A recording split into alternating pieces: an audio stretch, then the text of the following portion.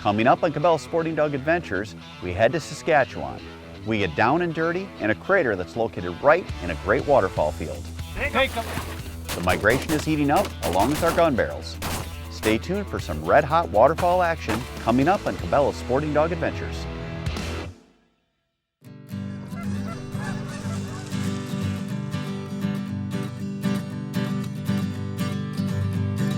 Hey, pretty mama, go and grab the scattergun. Rommel's looking like he's got one more good run. His hips are a little shaky, but his heart's still true. Oh, how that dog loves hunting with me and you. Sporting Dog Adventures, run, boy, run. Everything you need is here under the sun. Everything you need is here under the sun.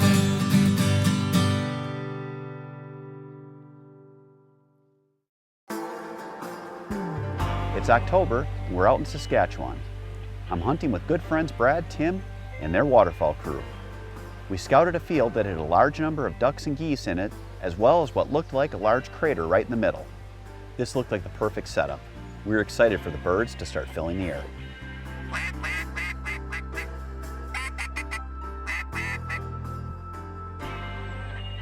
Take him, Gary. Shoot him. That was good. I was backing you up, waiting. Sit. Sit. Take him.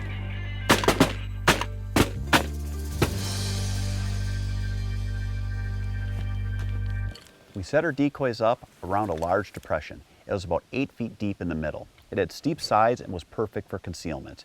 We also had a really nice pond right next to us. This was going to be the perfect setup.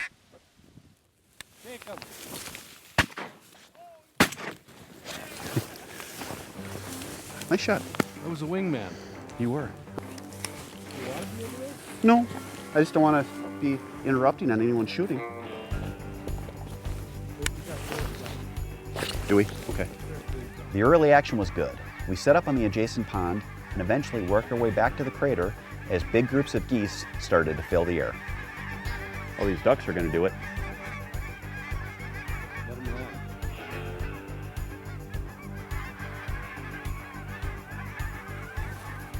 Take 'em.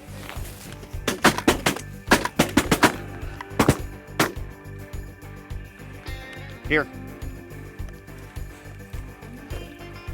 Drop.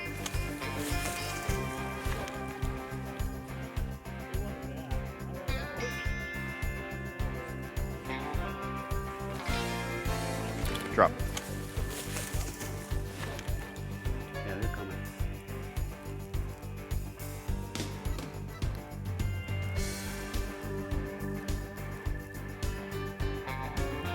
Oh.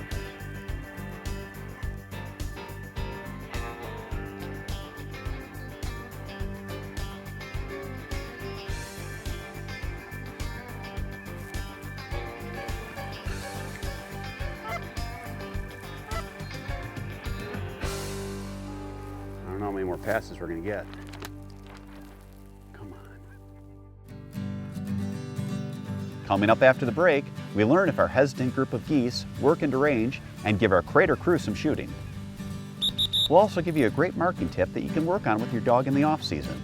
But first, here's a conservation quick fact.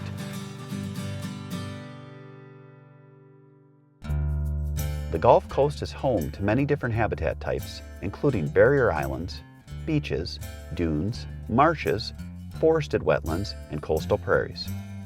We are working to protect particularly important pieces of coastal lands and to promote voluntary conservation measures on private lands. Cabela's Sporting Dog Adventures is brought to you by Cabela's, Liberty Safe, Big Dog Lawnmowers, the Kansas Department of Wildlife Parks and Tourism, Cat Pack, American Natural Premium Dog Food, Browning, Browning Pet Products, Spy Point, High-Vis, Heavy Shot, Mech Shooting Sports, the National Wildlife Federation's Vanishing Paradise program, Conquest Scent Sticks, Hadel's Game Calls, Onyx Maps, and Boucher Automotive Group.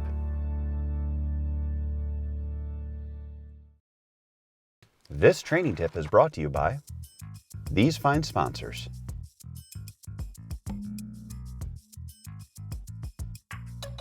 Welcome to this week's training tip. This week we're going to show you how to do a more advanced marking technique with your dog. We're going to use a white bucket and we're going to actually have the dog go from the land into the water and then use the bucket to pull the dog up onto land to find their marked retrieve. It's something that as a person it looks fairly simple, but to get a dog back onto land, it's a difficult task. So we're going to use the white bucket that we used in the past to then pull our dog from the water up onto land and right to the mark. We're going to use Pickett for this drill. Pickett is an older dog, but this is something I do with all my dogs to get them ready for the season. It's especially applicable for young dogs because it helps teach them that they need to be up on land. But with any hunting dog, you should always go back a few steps, work with them, and really get them ready for the upcoming hunting season.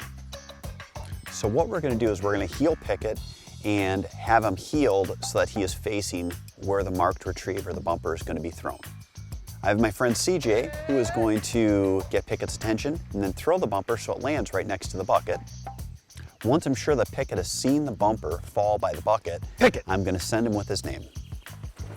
So Pickett is going to do a long swim on this because this is going to be a longer mark. We're making this more advanced for him because he's an older dog.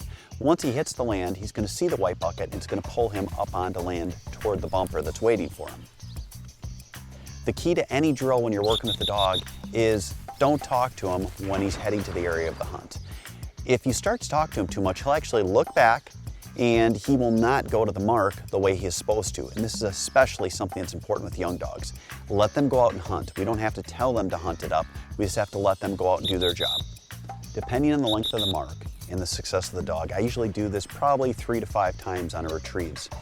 Now, if the dog struggles, you can find an area to make the mark closer so that it's more simplified. As your dog progresses, you can increase the complexity of the drill.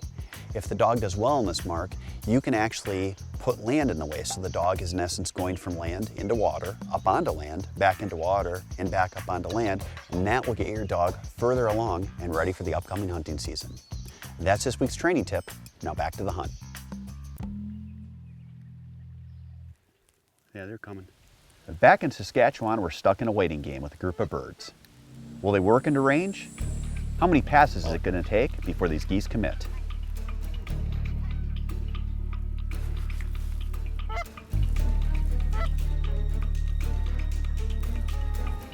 You want to get them?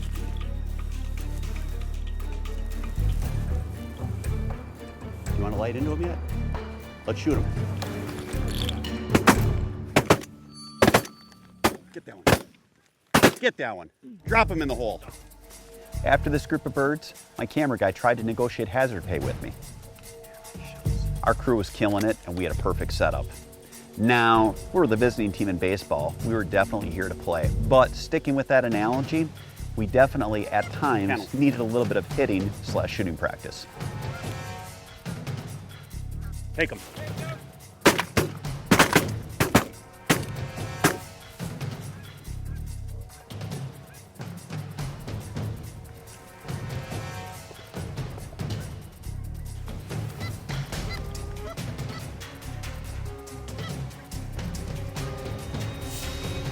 Take them.